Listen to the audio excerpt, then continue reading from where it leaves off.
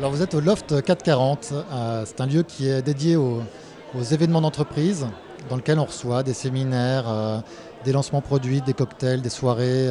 On est dans une galerie privatisable. On a pris la décision de mettre en place un système de roulement où on permet à des porteurs de projets comme BattleBD aujourd'hui de venir utiliser nos murs pour organiser leurs expositions. On leur donne des créneaux pour recevoir du public, du grand public. Et nous, le reste du temps, on continue à recevoir les événements d'entreprise.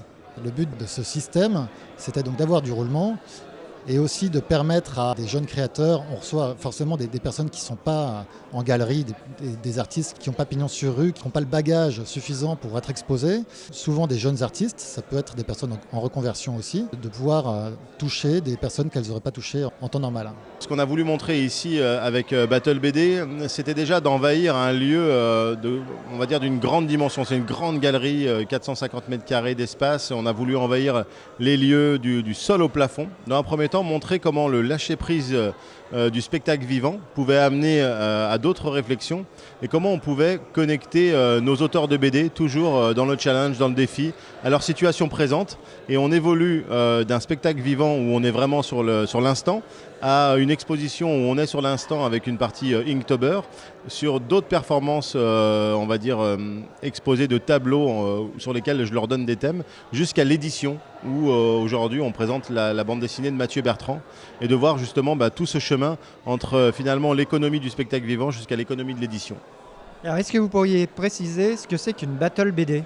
La Battle BD, c'est des auteurs de bande dessinée qui s'affrontent sur scène face au public, avec moi qui leur impose des thèmes, des catégories sur lesquelles ils partent en lâcher prise et ils ont 3 à 5 minutes pour réaliser un dessin grand format, 1 mètre par 70, qu'on peut voir derrière moi ici par exemple, certains exemples, et le tout mis en musique par un DJ musicien.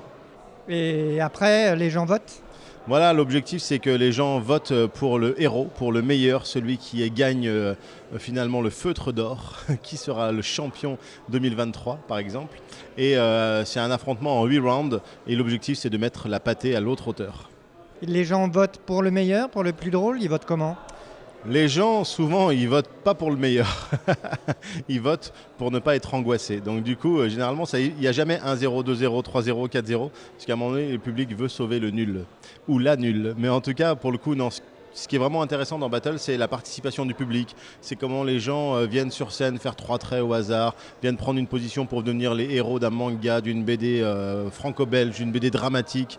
Comment ils lancent des thèmes, comment ils viennent dessiner avec leurs mains, comment ils s'amusent à faire des taches de couleurs. En fait, c'est très très participatif. C'est surtout à l'origine Battle BD montrer que même si tu ne sais pas dessiner, tu as le droit de venir faire n'importe quoi et t'amuser. Parce qu'à partir du moment où tu oses, tu vas obtenir quelque chose de chouette.